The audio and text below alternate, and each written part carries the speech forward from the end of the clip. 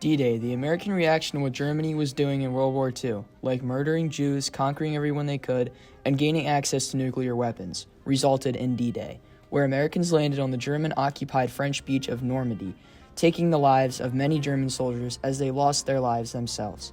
Germany destroyed many American ships, planes, troops, as the U.S. military commenced the raid.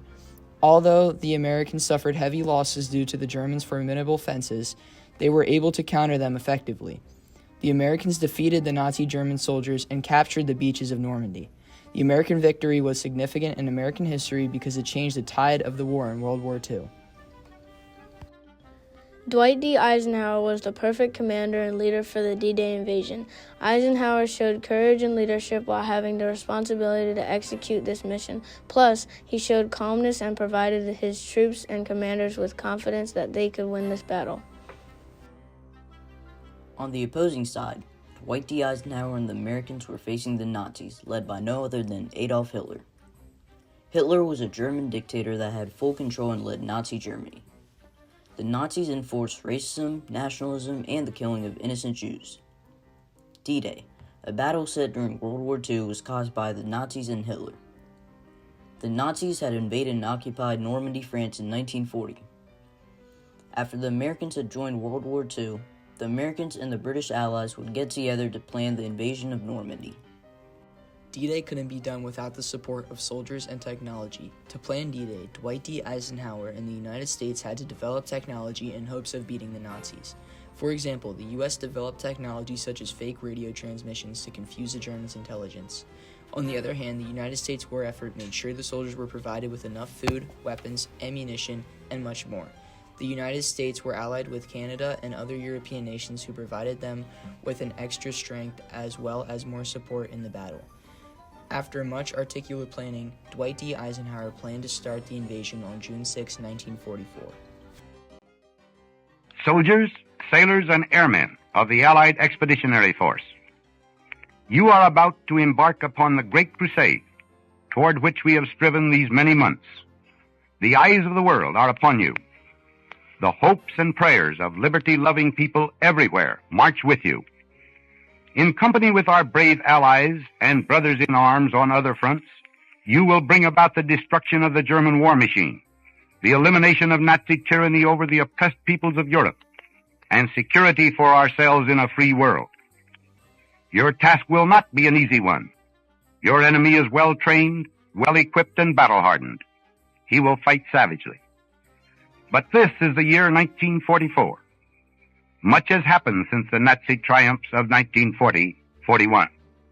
The United Nations have inflicted upon the Germans great defeats in open battle, man to man. Our air offensive has seriously reduced their strength in the air and their capacity to wage war on the ground.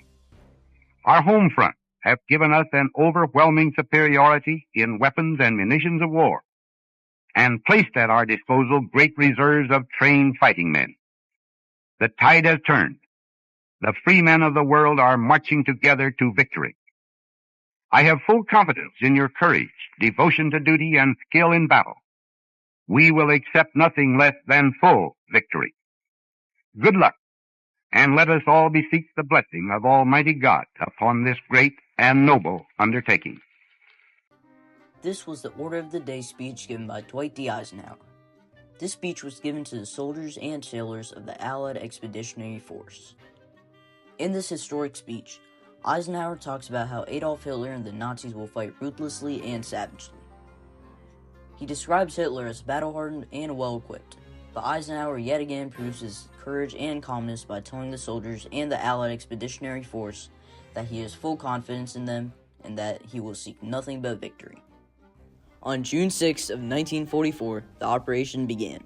The United States brought together their air, sea, and land forces to execute the invasion. Known as the largest amphibious invasion ever, it was given the code name Overlord. The invasion was brought with over 7,000 ships and landing crafts, and was armed by over 195,000 naval personnel. Plus, over 133,000 troops from the United States and British allies were brought. Sadly, D-Day brought loads of severe casualties. After many efforts, on May 7, 1945, German commander Jodl signed a surrender agreement, leading to an American victory. D-Day was not only historical, but it also impactful in American society and history. D-Day changed the whole tide of World War II. Also, it made the United States superior and seemed more loyal towards democracy. On the longer impact side, it changed the United States military strategy. The invasion provided an example of how impactful combined armed operations can be and how effective putting together sea, land, and air forces can be. D-Day also had a societal impact on the United States. It provided a framework of unity and courage among Americans, providing the importance of unity and patriotism.